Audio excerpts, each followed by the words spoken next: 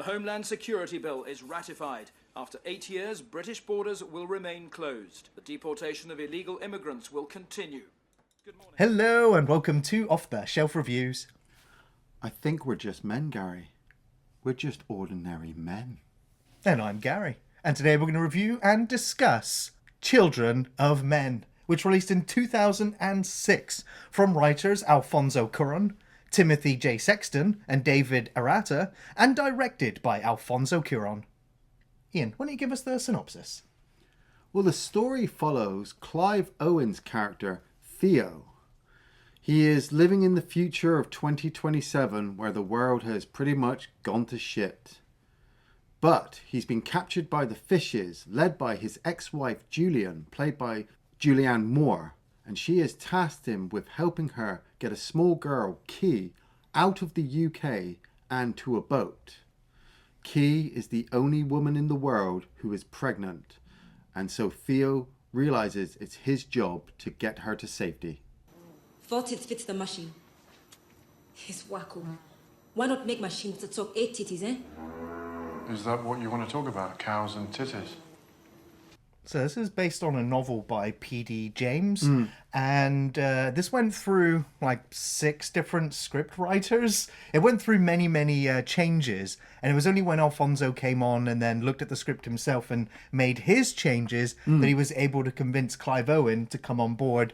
And even then, Clive Owen looked at the script and went, and let's make all of these changes. And it became like this huge collaborative process on the script. Wow. And I think that's kind of really worked for the film's benefit as well. Yeah, Being yeah. a collaborative thing, but also having a visionary director coupled with a fantastic cinematographer. But then again, when this film came out, I don't think it received quite the success or the recognition that I think it kind of deserved. And it's very rare for anyone to actually bring up this film. But then again, maybe because this film just feels like you're watching the news today. Yeah. What did we call it before we turned the camera on? Ultra-realistic Children of Men at the moment? It's hyper-realistic. Hyper-realistic, It is, yeah. that's right. For me, I watched this, gotta be at least 15 plus years ago.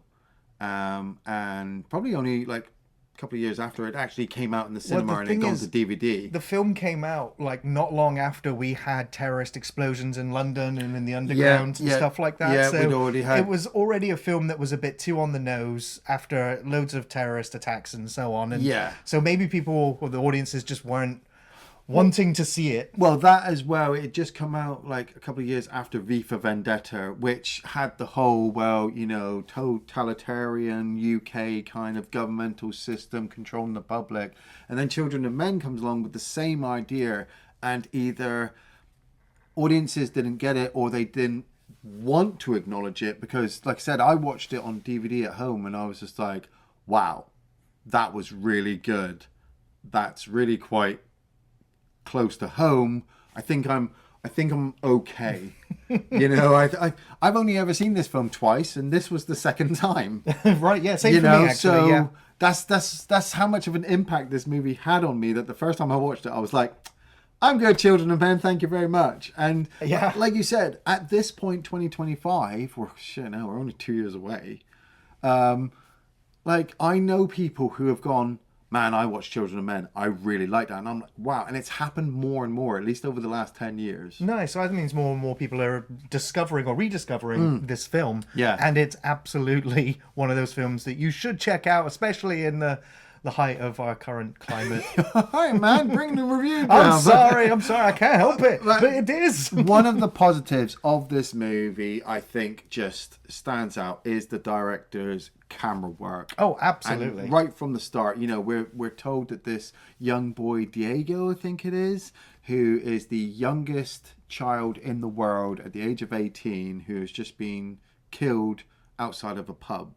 And it just seems the people of London, definitely this coffee shop, and from what we understand, maybe the world. Well, we see shock. a microcosm of the world through the media. Yeah. And it's through the news broadcasts, and then when he goes into the office, everyone in there is mourning or crying watching this broadcast. But it turns out it looks like the kid was a little shit, who spat in the face of somebody and then got killed, and it was like... Yeah, but if you look at it, like you said, like I said, starting from this coffee shop with Clive Owen going in to get his coffee, where we get over the radio that, you know, he was the last baby to be born. There had been so he was a celebrity. There'd been a massive drop in the fertility of humans. So no babies have been born in like at least nearly 20 years. Yeah, nearly 20 years.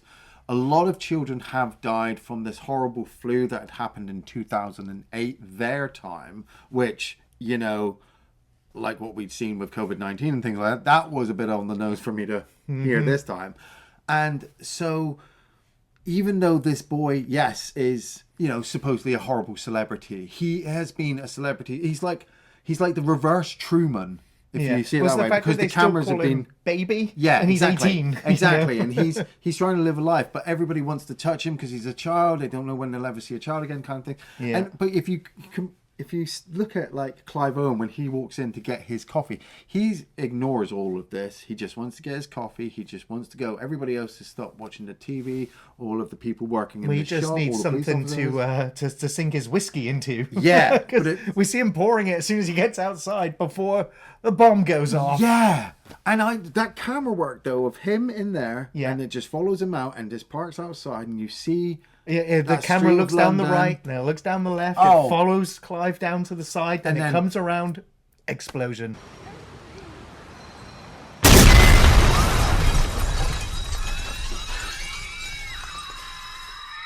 Yeah, he's numb to it because then he still goes to work. Yeah, it's like it's routine. It's routine. And we get that, I mean, we learn all that from his reaction, how unfazed he is, or we learn that there's actually something more going on with this Theo character played by Clive Owen. Yeah. And I love the sequence where he goes in to see his boss and he's like, hey boss, like I guess I didn't realize how affected I was by baby Diego's death, so I'll take the rest of the day off. Yeah. It's like nothing to do with the fact that I was 2 seconds away from dying in a cafe terrorist attack. Yeah. You know, it's more like I'm upset because baby Diego's dead. Oh, he just wants and to the boss is get sat away. there like popping his happy pills because in the background you see adverts for this quietist drug. You see ones for Bliss and all these other things, and there's loads of commercials for dog and cat clothing and accessories. And that's when you realize, wait a minute, there's animals everywhere. Like one of the opening shots of the film, there's a lady with a dog in her arms straight away. And then when he goes to see Jasper later on, it's got the cat, got the dog. When he goes to the other camp, there's more dogs.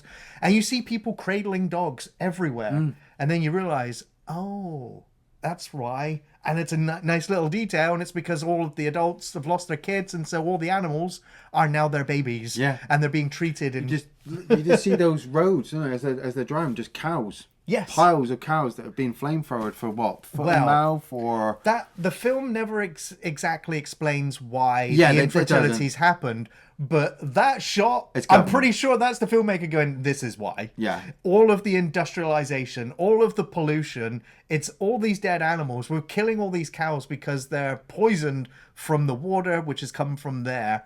And then, of course, the cow and milk imagery would come... important in a little bit. Man, like I said, bringing up Jasper, once Clive Owen decides to go and meet up with his friend, Jasper, played by Michael Caine. Man, that long as a recluse. Yeah, that stoner. long flowing white hair, stoner. He was a political cartoonist. That's right. In the movie, and his wife was a journalist, kind of uncovering stuff going on with the government, and so she'd been taken off by MI5 and tortured to the point that now she's just catatonic, and her husband Jasper, they live just off the grid. They've even got these like secret bushes they pull out of the way so that they can drive down to the little house. They've got solar panels, and I think this made me really laugh, because when you look at dystopian future, present day, fucking outside, I don't know, you know, you have your bad guys that are oppressing the people. You have your good guys who are trying to fight back. You have your people who are just like sitting around doing nothing, trying not to get involved because they don't want to get killed. And then you have those people who have properly just disconnected themselves off from society and go, look, we honestly really don't want to get involved. And I always kind of look at that and I go, man, you're fucked, because you really are going to get involved. You know, I love this Michael Caine Jasper character because he knows so much and he's trying to help Clive Owen. But it's also like when they're sat there smoking the joint, you know, it's like I looked at Michael Caine, I'm thinking, you know, I almost felt like maybe Julian had gone to see him first, because Maybe. you see the photo, like Jasper knew he was Julian, a family friend. He was a family friend. They must know. The film doesn't say it, and maybe I'm just out thinking it, but I do like to think that maybe she'd gone to possibly see him and just give him the heads up that, look, we need help, and we're going to be speaking to him, so we don't want you to be shocked. Because I tend to think that she maybe didn't go there, or even know where Jasper is now, right? Because there's a shot where Theo's on the train going to see Jasper, and there's a character that's a member of the terrorist organization that Julian's a part of called Iain, who's actually sat in the back seat of him in the train. So he was following Theo on the train to Jasper's, shadowed him there. So much later on in the film, when the fishes turn up outside, they wouldn't know. Yeah, but they already know where he is now. We also get told as well that Julian didn't trust many of the fishes. Yes, Julian is part of this terrorist group, and after Theo has finished speaking to Jasper, he heads back to his flat in London, I assume it is. Yeah. They didn't actually... Do they actually say it's London? Yeah. And he is then grabbed from outside of his work. Now, I got caught off guard with this section, actually, because you see...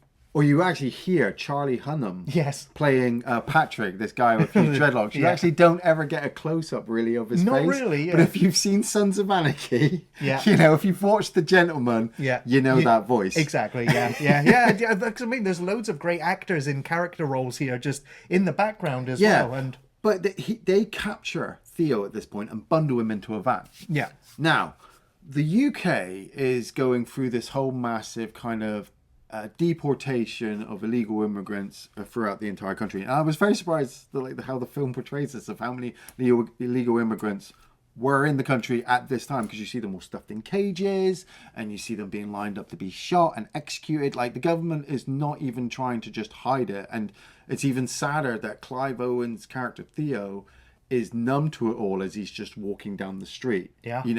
So blinded that he could just be grabbed by three guys. Get your fucking head down!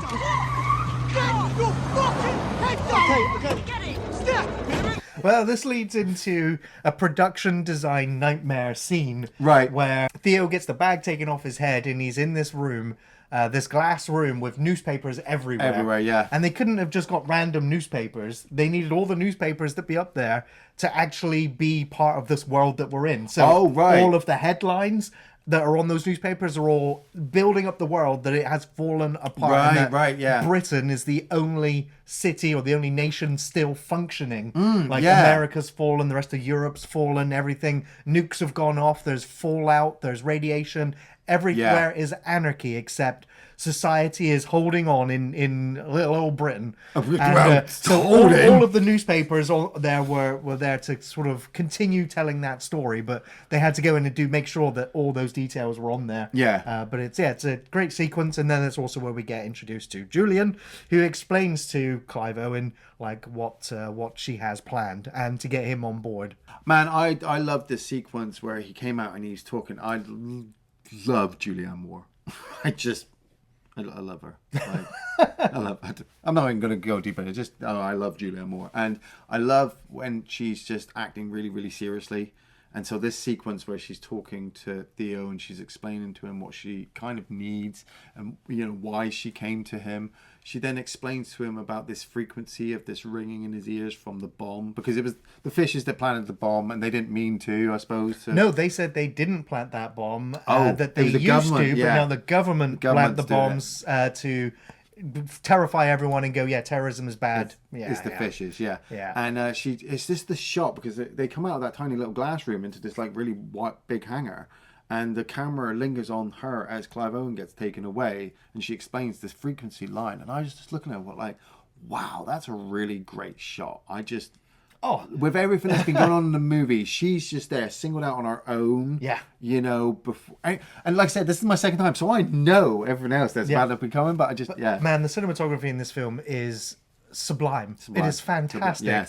The shot composition, especially considering it all feels like it's handheld camera, it's still got a very smooth, precise motion to it, and the camera strays so much. You're following Theo like on shot, and he'll walk off doing his business because he don't care about what's going on. But the cameraman's like, "Where are you going? Like, this is interesting. This is interesting. We want the audience to see this before we go off." Exactly, and that's what made me feel like the camera is us. Yeah. We are interested in the the immigrants that have been chained up over there. We're interested in what action's going on over there. The bomb that's exploded. We want to see what's going on, but Theo's just like, I'm off. Like, I'm carrying on my business. I've got a job to do. I've got somewhere to be. But the camera keeps moving away. And I was like, that is us, the audience. And so the cameraman, the direction is perfect because it follows where we want to go and what we want to see. Yeah. And there's so many long shots in the film.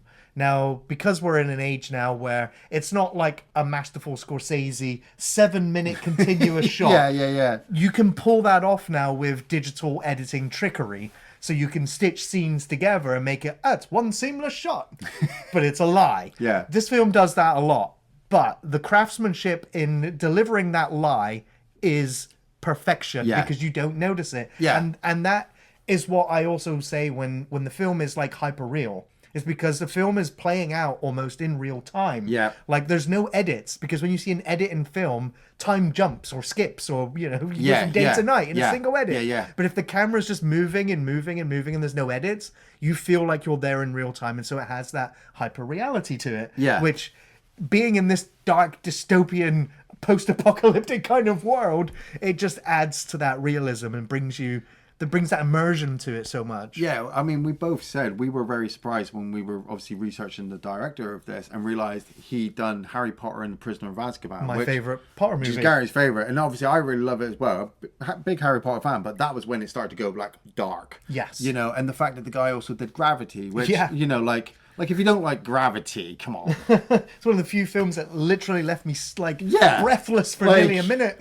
And I love this next section where like Theo is tasked with going to see Danny Houston, the Nigel character, who's like this really rich government. Is it his cousin? It's his cousin. It's his cousin. Yeah. It's but he's this really kind of rich, high up government official who's been trying to kind of save certain art pieces from around the world. And Theo's like, "Who are you saving it for? Like in 100 years from now, there won't even be anybody here to appreciate it." Yeah, but he's the cousin's just like, "I'm just doing it because I can. It's for me." And then at the same time, it's another character also popping pills, probably those same bliss pills. Well, the way he happy kind of pills. screams at his son as well. Yeah, take him. Who looks completely detached and doesn't say a word. Yeah, but Nigel can get these passes for Theo, but it's under the fact that the story that Theo's made up so that he doesn't get captured means that Theo has to travel with whoever this person Julian wants traveling papers for. And so he takes the traveling papers back to Julian, and they have that kind of argument, don't they? The screaming match on the train, and then when they get off about obviously how they've reacted with each other, which I really kind of liked because they haven't seen each other for ages, but they are still just like a married couple. Yeah. Are they divorced, or did she just leave? They just separate, estranged, because that's when all of the backstories for their characters start to come out, and we find out, they had a son called Dylan who died during the flu or the virus that killed a lot of kids. So that explains why Theo is really detached. Yes. Really like unfazed by explosions going on, and he's unfazed that the rest of the world cannot conceive anymore, no more children. Yeah. And he kind of has the attitude of, my kid's already dead, why should I care about the rest of you? That's how, and when he lies about feeling sorry for the celebrity child that died, it just shows you his state of mind, that he's already hopelessly given up on the world. And it's that sequence where he wakes up in bed, and the suicide adverts playing on TV. We've got this horrible sunrise over a smog-filled city.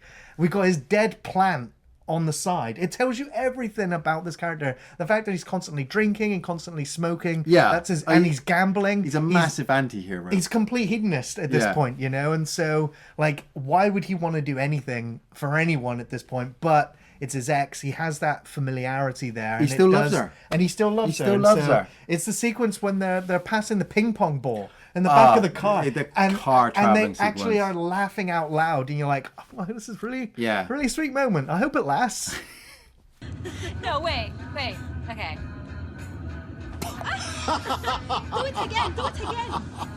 I mean, also I'll bring up at this point Chiwetel Ejiofor, Yes. who plays Luke, kind of one of Julian's lieutenants in The Fishes. And man, absolutely amazing fucking actor. Yeah, it's a shame he doesn't have a bigger role in this, because when he turned on the film, I was like, yeah, great. But he's got. I mean, he has a big role, but I wanted him in the film more. Yeah, you want him in the film more, Yeah. but. You know, he is wanting to help Key, played by Clara Hope Ashiti, and she is being helped along by Miriam, played by Pam Ferris, who is another British lovely actress. Yeah, you know, Matilda, Darling Buds of May. I mean, I'm not going to go on a massive history thing. But when they're all in the car, like you said, they're passing that ping pong ball back and forth, they're having fun, and then all of a sudden they're driving through the woods, and this car comes bundling down on fire in front of them. It blocks the road. You know, these guys, this gang of people just start running down the side of the road to attack them, and this bike starts coming along, and all while the camera is trying to focus on everything what's going on, while also side like in the car with everybody else, which is absolutely amazing how you fit it in there. Julian takes a shot to the throat, and she is dying, or dead, but like. Everybody is screaming. Luke is trying to get the car out of there. You know, Theo is booting the car door so it takes out the bikers. The girls are obviously trying to stay down. And you watch him try to hold Julian, keep pressure on the wound, Pam Ferris says, but they can't, and they've then got to bury her. Yeah. And it leads to like an amazing moment where Clive Owen's watching Miriam and Key over the bodies do their kind of their last rites. I yeah, suppose, but it's not. Yeah, it's definitely the last rites. But I kind of felt it's like kind of Buddhist, maybe Hindu. Yeah, it's like a mixture of like religious like kind of New Age. There's some kind of New Age, definitely Yeah. religion thing. Where he just kind of is, like Gary said, looking, just kind of shaking his head, just like, what's it? She's dead. It doesn't mean anything. But then he walks off to a tree and he just absolutely breaks down. Yeah. Yeah. And you fucking just feel it, didn't you? You do. I mean, because he was already broken before this, and now he's just like, I can't get any lower. Can't get any lower. No, he can't. But the thing is, this from this point onwards is when he starts shedding his skin, and it starts with his clothing, because he gets told all of his clothing has got blood on it and it won't wash out. When they get to so the farm, he gets a fresh set of clothes, but he still keeps his jacket and he still keeps his shoes. But then he forgets to put his shoes on. Eventually, he ends up trying on these other shoes, and he ends up putting sandals on. But that's what I mean. He starts shedding his old self, especially now as he's wandering out in the mud, and he hears Luke talking to the other fish members, and you find out that basically Theo was set up. Yeah. Well, Julian was assassinated from within her own group because they didn't like her political ideas anymore. Well, they shared the same political ideas, but they didn't like her leadership, so they wanted to do something else. Yeah, well, this is the point as well, that they've also found out, like, Key has told Theo that she is pregnant, and she stands there in the barn with her belly out, the baby there, and Theo is absolutely shocked, because this is probably the first pregnant woman he's known of in at least the last 20 years. Yeah. He's questioning how it is it a miracle? And we also find out from Key, and also through Miriam as well, that Julian didn't trust many people. She only trusted Theo. And so Key's thing now is to trust Theo over everybody else. Luke, Chiwetel Ejiofor, and his crew, especially, Patrick, played by Charlie Hunnam, they're trying to control her. They want the baby for themselves so that they can take back power from the government and all that. And so immediately you're like, oh, right, the good guys are really the bad guys. Well, I mean, I mean, I don't want to black and white it or whatever. I know there's many levels to this shit, but they have noble intentions. Luke has but they're going about it the wrong way. Yeah, Luke has just murdered his boss because he doesn't want the baby to be taken away, because he wants it to consolidate his power. Yes. Which I'm like, you know what? If that's what you think you should do, but Theo's like, nah. We need to get her to this life project thing that we hear about, this boat. which is supposed to come around the outskirts of the UK, I suppose, and picks up people and takes care of them and things like that. It's like they're like the last free spot in the fucking world. The real good guys. The real good guys. And so they start to try to sneak out, and you get this wonderful chase sequence from the far. It is cool. Because we already heard them say earlier that the car won't start. It's jump started. Yeah. So he's going to push the car, trying to get it started. It won't go. It's going down the bank. And he stole all their keys as well. Yeah, he ripped out the cables from the car. But they're still gaining on them. They're still whacking on the car. They still managed to get away though and get the car started and go. Yeah. It's like, damn. Yeah, so it's a riveting little chase moment because the stakes are pretty damn high. Yeah. And so now the film is essentially a road trip film as they now need to get where they're going. But they need somewhere safe to go first, considering the last place wasn't really safe. Nah. So it's back to Jasper's.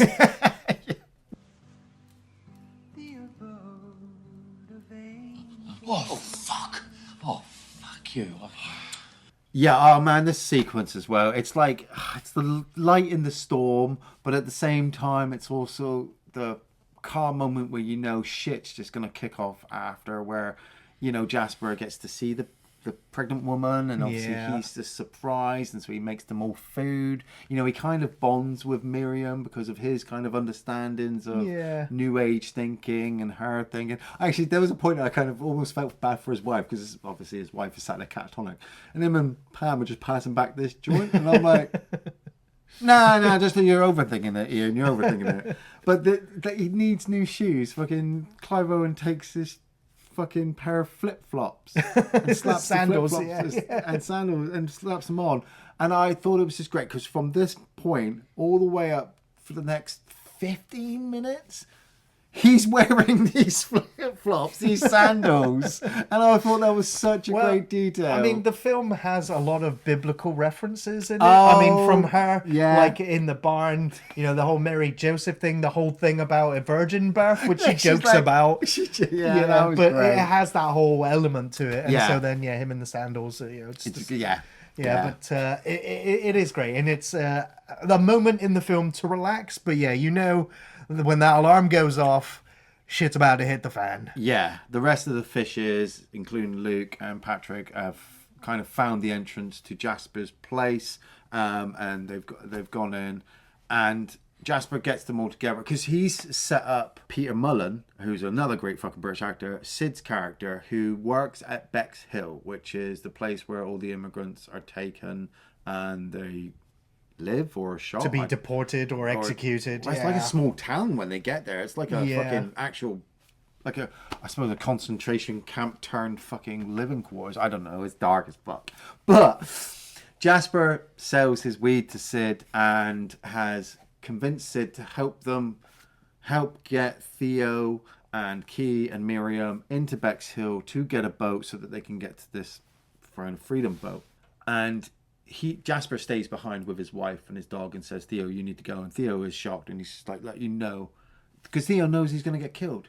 They're going to kill Jasper. And so they drive around, don't they? And he stops to watch, and it's fucking harsh because Jasper goes in and he uses the government's quietest drug to inject into his wife so she dies, and he does it to his dog, which is fucking heartbreaking. And then he goes outside and he starts doing his pull my finger joke to Luke, which I fucking loved. He shot his finger off. He shot his fucking finger off. This is the point. I mean, I know a lot of people will be like, well, Luke's trying to do it to the betterment of the people. Yeah, but he shoots Jasper in cold blood 3 times. I mean, he also killed police officers before, but then again, the police are and the government in this film. Yeah, I know that's a fine line. But Jasper was a fucking innocent man. Yeah. Theo gets it. Even Miriam gets it. It was harsh when they watch him die. They watch Jasper die and they go back to the car. Theo's angry. He's just like, don't fucking to Pam Ferris. And Key's just like, is everything okay? Is Jasper okay? And he's like, yeah, Jasper's fine. And you notice, like, he says that maybe 2 or 3 times in the movie where somebody's going to die. Yeah. He's like, no, they're fine. Yeah. They're fine, just to shut you off.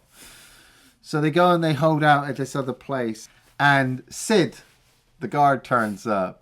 And Sid likes his weed. Yeah. Sid likes buying it from Jasper. Yeah.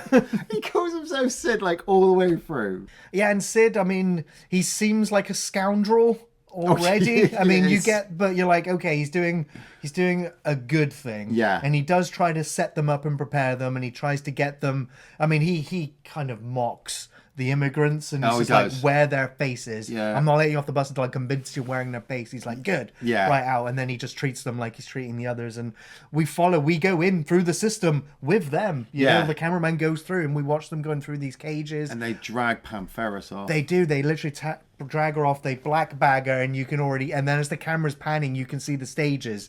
And the final stage is just all these bodies just laying in a strip. It's like, man. And we never see her again. So her fate is open in the film, but I think it's obvious where it's going. Yeah. Horrendous. And Theo and Key get into Bexhill, and they meet up with their contact, who gives them accommodation to stay in until the next morning when the boat arrives. And unfortunately, Key goes into labour. Oh, God. I mean, she's already... She's been going through labour all the way through the processing situation. And then finally, when they get to the accommodation, Theo has to help her give birth, which, you know, has to be shocking because... I mean, obviously, he's not medically trained. He's probably never done this. This is where he before. loses his last personal item, because he's already had to give up his watch on the way in. And now he loses his jacket as he uses it as like an underlay for her. Because the mattress is probably disgusting. Oh, fine. The whole place is like, how they were able to survive the night with the baby, I don't know. A brilliant detail, just the Bexhill itself, the buildings, the people that are in there of all different corners of the world who have obviously been shoved there by the government, shall we say.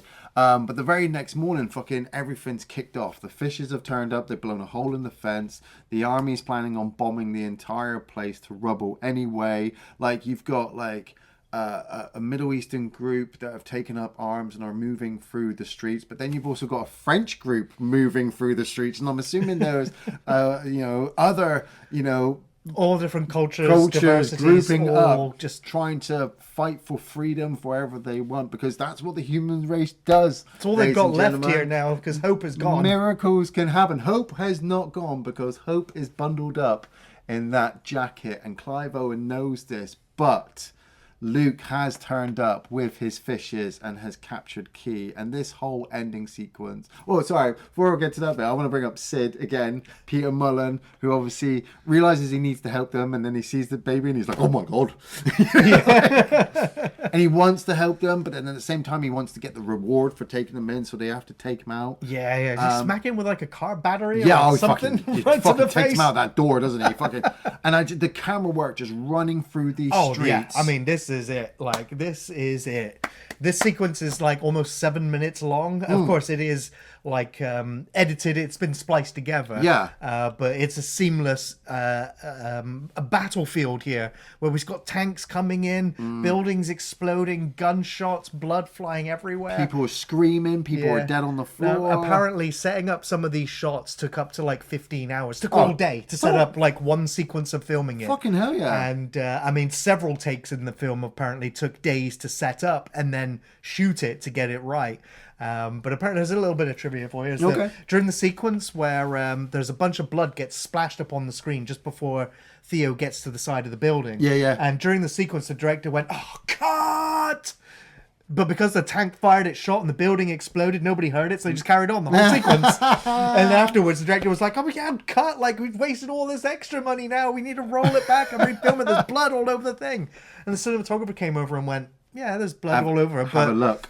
But have a look. Like, the camera has picked up lens flares. It's picked up dirt and debris from other areas. The blood being on the camera for the last 2 minutes of this sequence, it's seamless. It feels like it should be there. Yeah. You don't have to fake it because that was real. And it's in the movie. Oh, beautiful. And so it's like happy accident, you know? And sometimes you just, like, that level of immersion with that, it just brings you into it again. And yeah, this whole sequence, it's so intense. It rivals war movies, you know. And this film's not a war movie, but there's these skirmishes that are just so intense. Well, there's a war going on. There is. And so it is brilliantly done, and it's hard. It's easy to follow the action. I mean, because there's no edits and the camera just keeps moving, you get that situational awareness yourself, and so you know where everything is. But yeah, there's absolute carnage as he does eventually get to Key.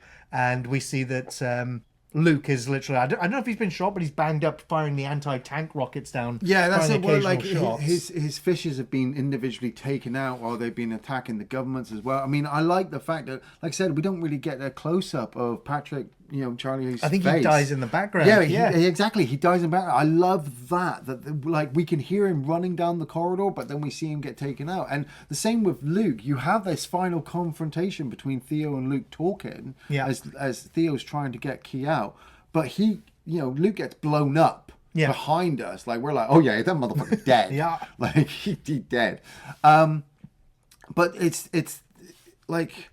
You have that moment where Luke turns and he says to Theo, like, what is it? And Theo's like, it's a girl. And Luke's just like, I had a sister once. And it's like, oh, man, like... A girl. I had a sister. Like, deep down inside, every person on... good or the bad, they were human They lived being. their normal lives before all this, before 20 years ago. Well, they still are. Yeah, in a way, this is normal for them at the moment, because when they go outside, when Key and Theo make their way through the building and the baby is crying and everybody is like shocked and stopped. The war stops, or the battle stops. Everybody stops. All of the soldiers, like you look at each one of those soldiers' faces as they're looking at the baby. Some of them get down on their knees. Some of them are just some unsure. start praying. Some are unsure if they should talk to their commanders or not. But I'm looking at them. I'm like, he could be. Well, not father, I suppose, with this day and age. I mean, they may have been. He may have been a husband and a father and a brother and whatnot. And so and now they're seeing what they could only be considered a miracle. And then 2 seconds later, it fucking kicks off again. The guns start blasting, the tanks start blasting. They have to get the baby out. They meet up with that gypsy lady. I do really like the gypsy lady. Yeah. You don't understand a single word that she says, but he draws a picture of a boat on the wall. And she's like, oh, boat, follow me into the sewers. And she gets him on the boat, but they took care of the baby for a little bit as well. So when she gets him on the boat, she's like, no, go. And Theo's like, come with us. And she's like, no. And she just sends them off. And it's as the boat gets out into the ocean, which is like one of the real quiet, other than Jasper's, it's one of the quietest moments in the entire movie, because it's just water. And we realise Theo's been hit with a bullet. We never saw the moment in the film when it happened. It happens when Luke shoots him. Okay, right. Luke shoots him, and and it's he's on his way out, but he's just like he's like, oh, maybe we missed. No, she's like, maybe we missed it, and he's like, nah, he'll be here. And so he still has hope. It's nice because he didn't have any throughout most of the film, and he has it, and that's when she goes, I've changed the baby's name, I'm going to call it Dylan. Dylan could be a girl's name too.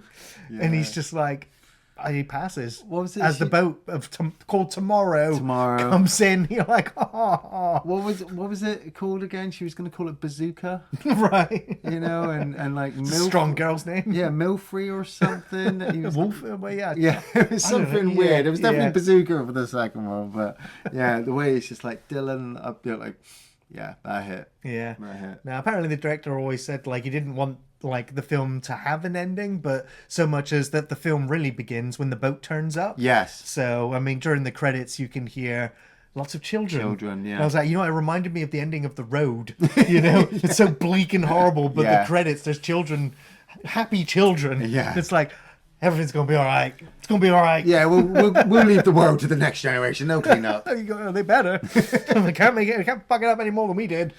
I don't know.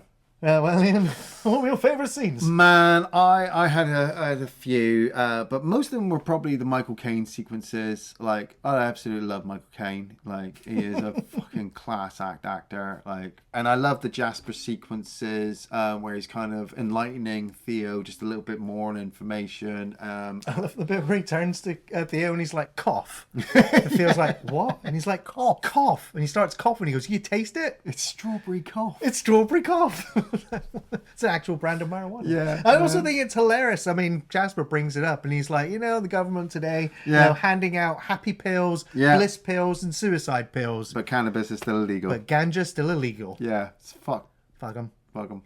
Love those sequences. I mean, I it's not like I love, but I do the sequence where him and his wife kind of pass, he's shot as well by Luke, because obviously it hits home at that point that, you know, Luke's the bad guy. Like, we're running from the government, but Luke is also the villain as well.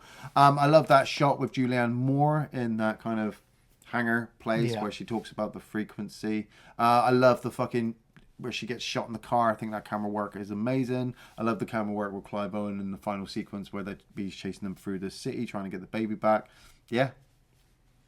Yeah, I mean, I don't have a particular favorite scene because unlike I normally do, I'm going to borrow one from you, Ian. Oh, and go, okay. The whole movie. Well, thank you very much. I don't think I've ever used that one yet. No. But the whole movie is a favorite scene from start to finish. There is something interesting in all of the scenery, in all of the set design, all of the props, costumes, the actors, their expressions. They've all been given excellent direction. No one misses a beat. And it is near masterful, or it is masterful for that regard. I will say, okay, if I have to pick favorite scenes, I liked the funny moment. I liked where he goes and lies to his boss about wanting to get the day off. Yeah. That was pretty funny. All of the military and everybody seeing the baby. Yeah. The baby crying. We've heard the tanks and the explosions and the screams and the cries and like people dying, and then that baby crying silences everybody, and it's a miracle. And watching them walk through the war-torn streets, like sheltered and injured, and it was beautiful. I guess the entire Bexhill sort of refugee camp sequence, because it is so dark and depressing and miserable, but the way that the camera just gives you these little lingering moments, it's imagery that you just stays with you for a while. And so it was very, very effective, very well done here. But other than that, anytime anyone ever mentions this film to me, I unfortunately just see Julianne Moore just get hit with a bullet. It's like as soon as someone says "children of men," that bullet's just fired again. She's dead, and you're like, oh. It's not a favorite scene, but definitely the most memorable and one that sticks all the time. Yeah. Ian, do you recommend Children of Men? Man, I can't recommend another movie in 2025. Honestly, if you've never seen Children of Men 2 years before 2027, get the fuck on this, because you'll look out your front room window and go, Huh? Just the camera work is amazing. The locations are amazing. The detail behind the camera is amazing. Clive Owen's great. Julianne Moore is great. Peter Mullen's great. Michael Caine's great. Like everybody, the entire, like, I could be praising it for days. You have to see it see how scary it is. Like, I thought when I was younger we would grow up and it would be Escape from New York, but now I was hoping for more Blade Runner, but I'm hoping more Blade Runner than this. Well, I'm hoping RoboCop. I'm kind of Terminator when I'm looking around. But Children of Men, we're close. We're close. Yeah. Well, hell yeah, I'm going to be recommending Children of Men. This is a top-tier, must-watch film that's packed with masterful filmmaking, brilliant cinematography, quality acting performances, and an exploration of hope in a society on the brink of collapse. The direction and shot composition and camera movements are very striking, very much in that documentary style with little or subtle edits that grounds the storytelling, heightening the reality, and it puts you right there in the action in real time. It's stunningly immersive and worth watching just for Emmanuel Lubezki's camera work alone. It's masterful. Clive Owen is brilliant in the lead, aided by some wonderful actors and supporting cast. Great showing from all involved. The music score by John Tavener was good, but certainly overshadowed by the film's expert use of appropriate and well-fitting, iconic songs that really sets the dark and hopeless and bleak tone to the film. The set design, world building, social commentary, it's all icing on the cake that is a hauntingly stunning cake, and it deserves to be seen. It's a must-watch. No children, no future, no hope. Thanks for watching Off the Shelf Reviews. You think you're cool, you know what you're doing. And 666 says your name. Hold my finger, quick. Oh, Jasper, not... Oh,